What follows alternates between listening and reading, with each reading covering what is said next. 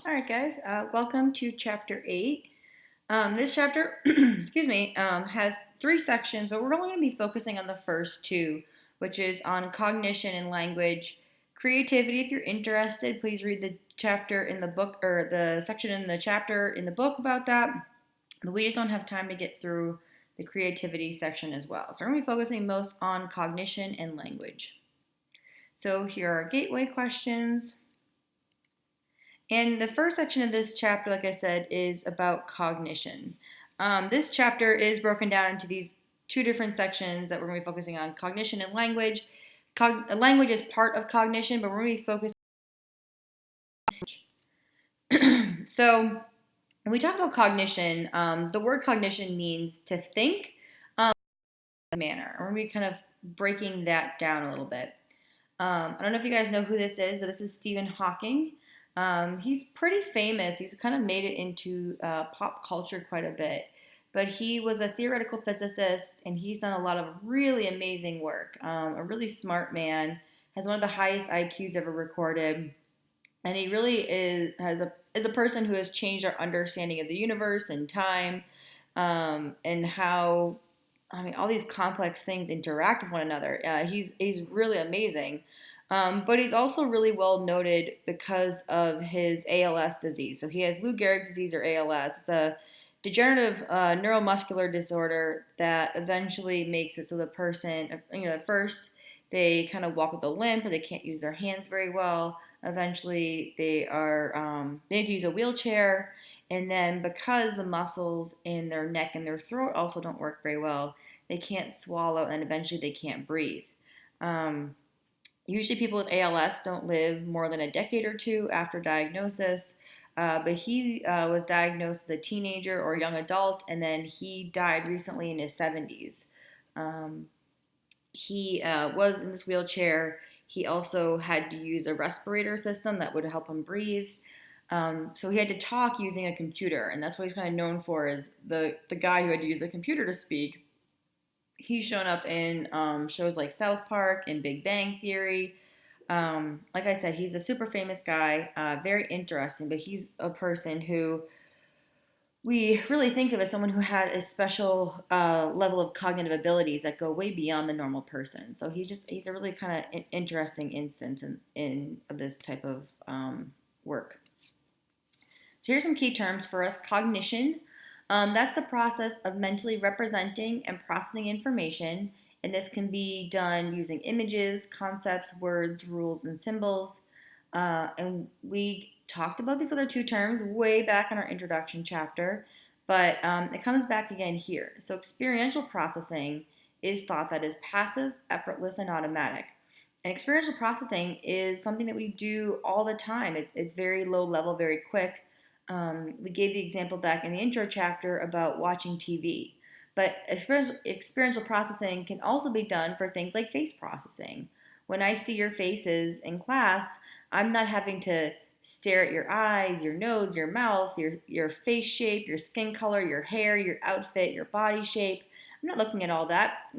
My brain is just looking, I'm just looking at your face, and boom, it comes together and it's automatically processed, and that's that experiential processing. And you learn faces just by experiencing them. You're not studying faces. Reflective processing, on the other hand, is thought that is effortful, active, and controlled. So if you're trying to learn how to solve a math problem or trying to give directions somewhere, that's going to be that reflective processing. It's going to take you a lot more effort. So first of all, we're going to do a quick little cognitive test together. It's called the Stroop effect. You've probably seen this before, but you probably didn't know it had a name. So what you're going to do is you're going to say the color of the text, not what is actually written on the screen. So here it is. So if we start off here, you're not going to say blue. You're going to say red, blue, red, blue. All right, go ahead.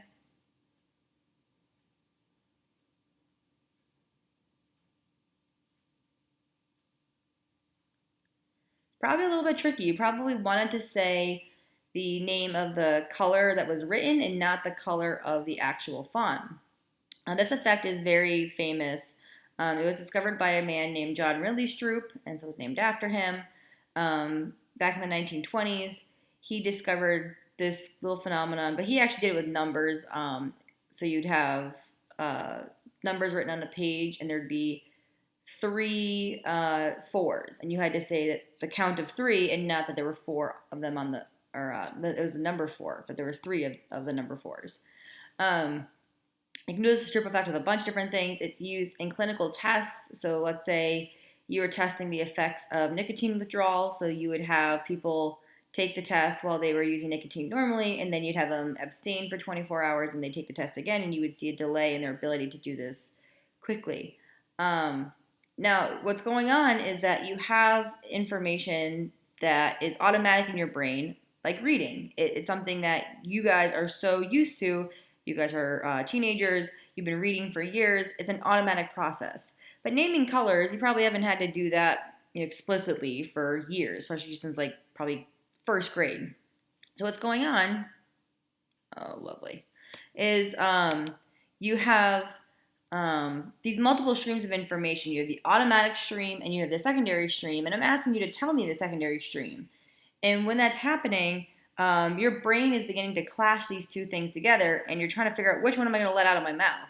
The automatic one wants to come out first, but what you're actually needing to do is say the secondary one, and this is where you have what's called interference, and it slows you down. So this would be really hard to do versus if I gave you the word blue in blue ink, and green in green ink. So it's a slower process, but it's a fun thing to do with friends and family.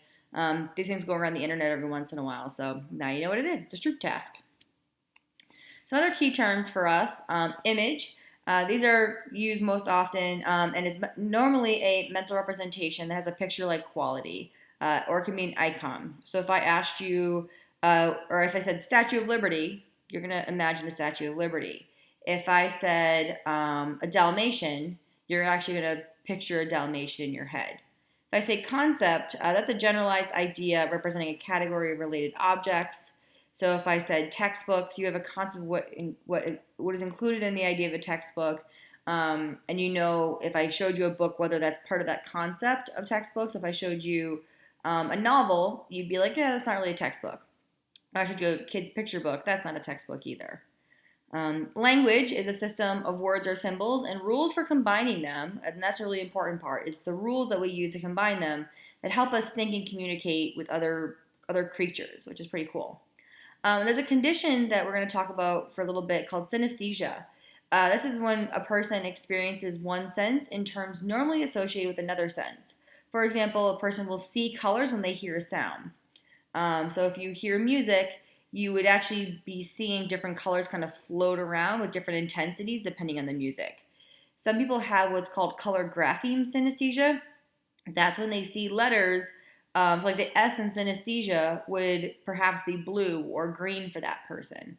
And it's the same every time they see a word that it starts with an S, like they would see that S as that color. And it remains constant.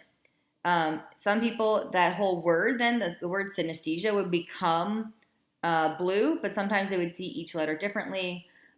People also will have like a touch color thing. So if you touch their hand, they would feel something. If you're tickling, they'd see like a sparkle of colors. I heard of one woman, she had this synesthesia, and when she broke her ankle on a hike, all she could see was orange. She couldn't see anything around her. All it was like a big flood of orange in her vision. It's a really interesting phenomenon. It used to be considered a disorder, but then it was really realized that it wasn't anything wrong with the person. It was just like their brains are just extra connected. It's a cool thing. And a lot of people don't know they have synesthesia typically until like late elementary school, into high school, even into adulthood. They just think everyone sees things this way. I read an article about a young woman, and she was in school, and she got an A in her paper, and she turned to her friend and goes, "Aren't A such a pretty shade of green?" And her friend was like, "What?" And she's like, "Yeah, the A." She's like, "The letter A, just such a pretty shade of green." And her friend thought she was crazy. And then she realized, like, oh, this isn't how everyone else perceives the world. And it's not terribly uncommon. I would think it's about like 1 in 100 people have synesthesia, maybe more. So maybe if you ask around with your friends, someone has experienced this before. It's quite interesting. It's a neat thing. I know a couple people who have synesthesia, and it's a neat little brain kind of quirk. There's a couple videos on the YouTube channel. There's a TED Ed video that kind of covers what synesthesia is like and the different types. And then there's a video of an artist who paints music that she sees.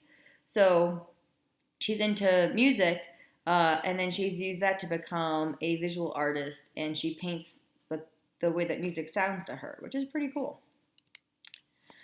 Images is a representation of sensory experiences that can be stored in memory and retrieved for use later on. So if I asked you to give me directions from the school to your house, you could probably do that. Maybe not give me street names, but you could tell me kind of turns and buildings and landmarks along the way.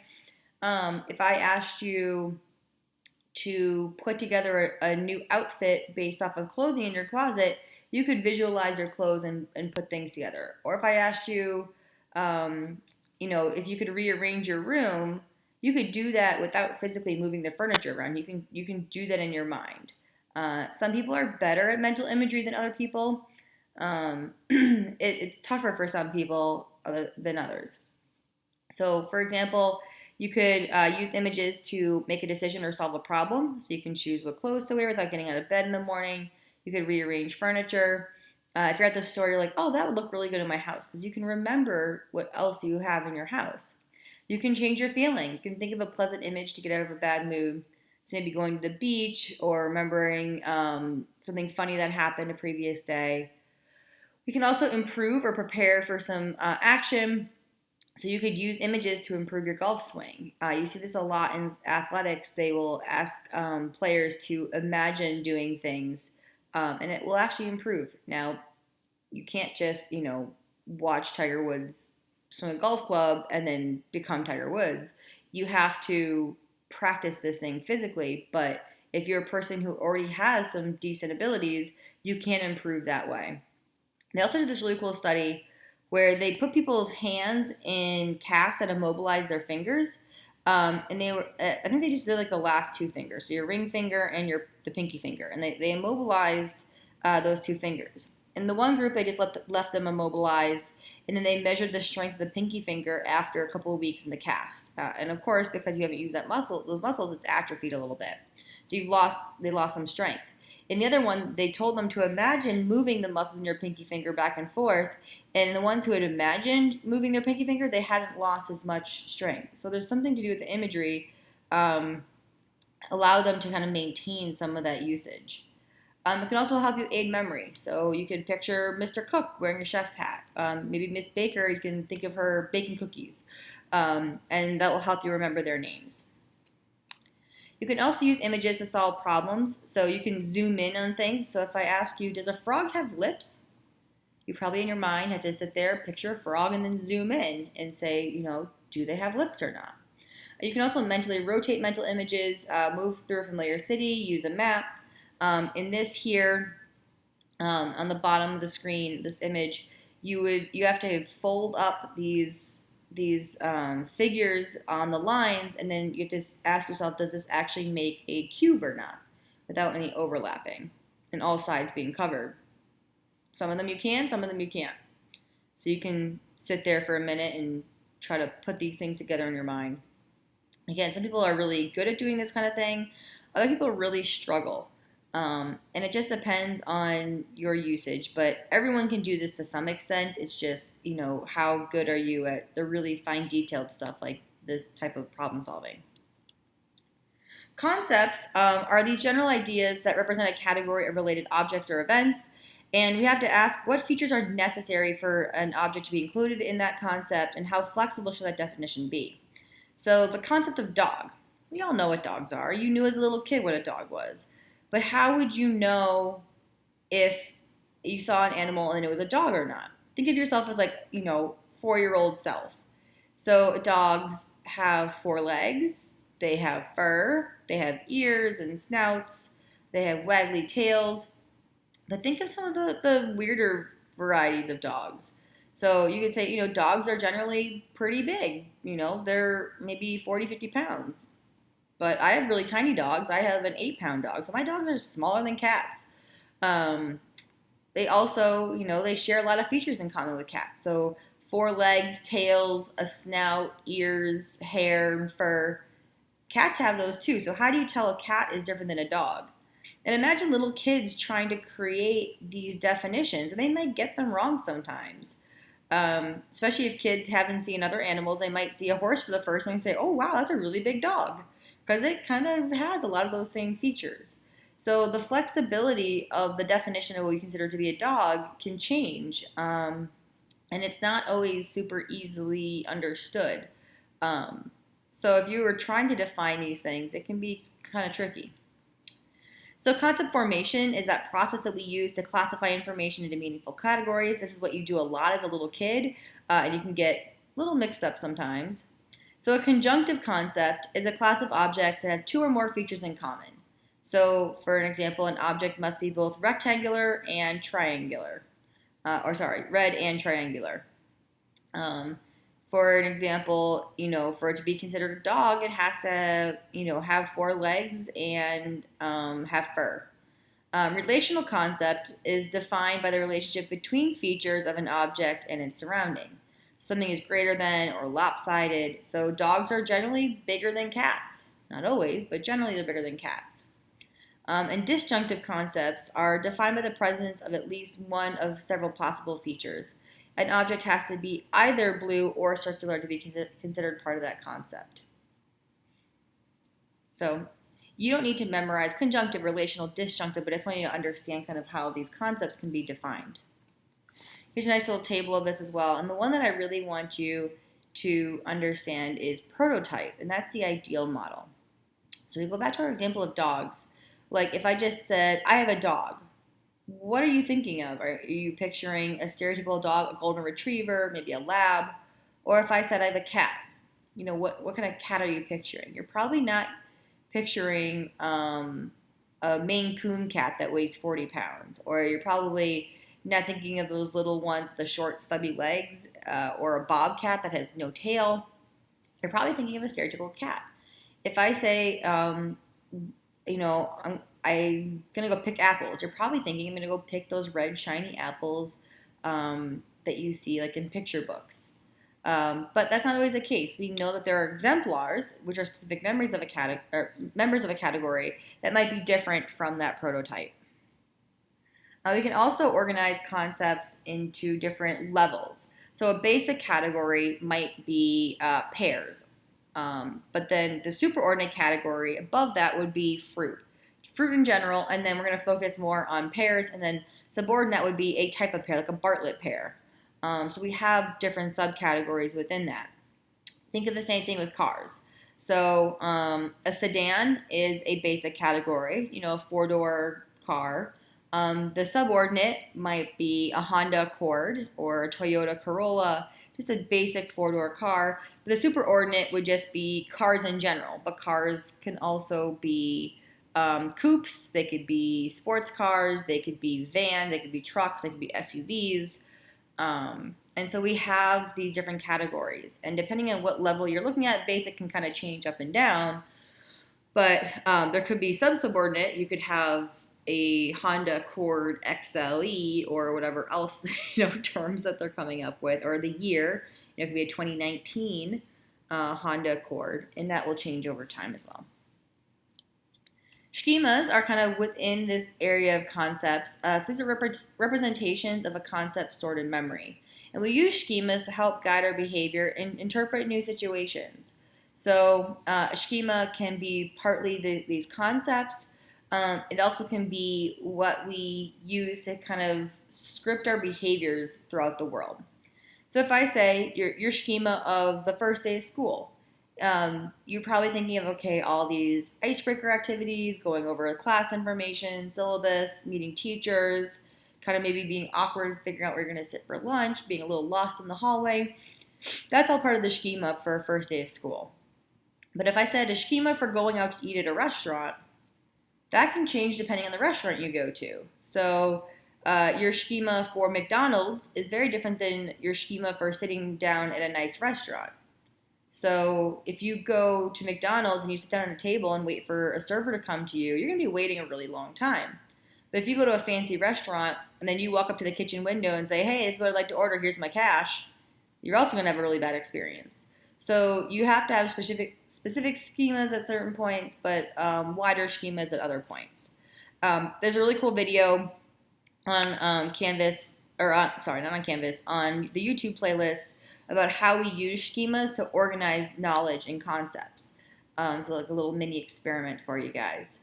Um, if you have schemas, it helps you learn new information. So if you've ever gone to a class before and they just start dumping new information without kind of putting context around it, it can be really hard. So if you go into math class and Miss Del Monte starts showing you mathematical formulas using logarithms, you'd be really confused. But because she probably will kind of lead you in and build you up into understanding this new idea and what it's used for and how they operate, then it won't be so difficult, and you can organize that information. You can store it more easily.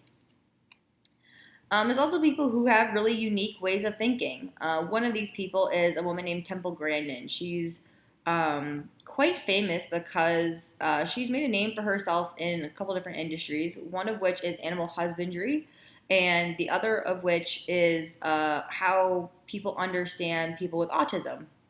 So when she was a young child, she was born, I think she was like in Utah or Wyoming, somewhere out west. And she grew up on a farm with cattle and other animals and stuff like that.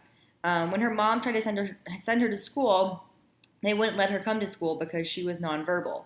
But through a lot of efforts of her mom, and I think her grandmother as well, they were able to get her to speak and then become more social. And she really struggled throughout her childhood, and she thought she really wasn't very smart. But eventually, she went on and she got her master's and PhD, and she got into animal husbandry. Now, she realized as a young child that she understood cattle better than she understood people, because cattle are very visual in nature. They see something and they'll get spooked, or they like to be around other cattle. They don't have maybe super complex emotional lives, and so she really kind of found kinship with them. One of the things she also noticed is that, I don't know if you guys know about any animal care stuff, but cattle, when they need to do veterinary procedures on them, they usually lead them down like a fence line that gets kind of pushes them more narrow and narrow until they're in a single file line. And then they go into a section where it's at the end of the line, and these two metal like walls, essentially like a bars, kind of come up and they squeeze the cattle. And when the cattle get squeezed, they calm down because to them it feels like they're being surrounded by their kin. So other cattle, they're in their herd nice and tight and safe. So it helps the cattle feel safe, and it also protects the farmers and veterinarians who are working with them. Temple saw this and she thought, wow, that would probably feel pretty good. So she actually made like a squeeze machine for herself. Physical contact with other people can be a little overwhelming for people with autism, but she found that squeezing with this machine, like a hug, actually made her feel good. And she even would use mattresses and things like that to get that pressure on her, and it would help soothe her and calm her body down. Today, these things are actually, so she developed this, and they're used now in a lot of occupational therapy offices for people with sensory processing disorder. You also probably have heard of weighted blankets, blankets that you'd use in your bed to fall asleep at night.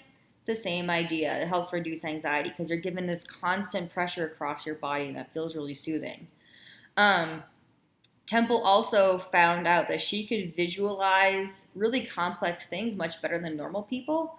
And she was able to design more efficient and humane slaughterhouses. Now, it may seem weird that a woman who was very into animal husbandry and found kinship with cattle, that she would design facilities that could kill them more efficiently.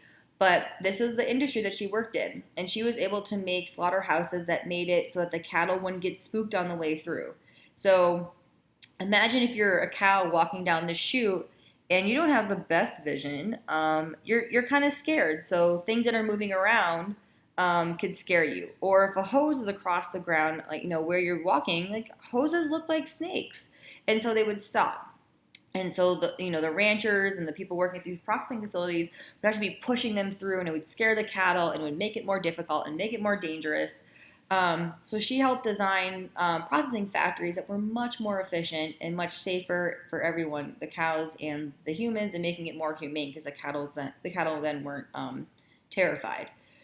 And she decided that she was going to write a book about her way of seeing the world. And it wasn't until she started doing interviews of other people for her work that she realized that other people don't think the same way that she does, that she thinks in images, while the rest of us think in language. And it is a difference that we see with a lot of people with autism is that they're more visual in nature. And Temple didn't realize that her processing was so different than other people. So she's become quite famous. She wrote a book called Thinking in Pictures that is really quite impressive. I had a chance to read it, and it was a lot more about cattle than I was expecting. But it was a really interesting look at her story and how she has used her, neurological differences in a way that's been really useful for her. She did a TED Talk recently, or a couple years ago, so I have linked that in our playlist, so you should check that out. Check that out. It's about 20 minutes. There's also an HBO special, like autobiographical movie done with her or about her, and you should check that out. I haven't had a chance to watch it, but I've heard it's quite good, and Temple references it in her TED Talk. So check that out, and then we're going to be at the end of this section, and we're going to start on language next.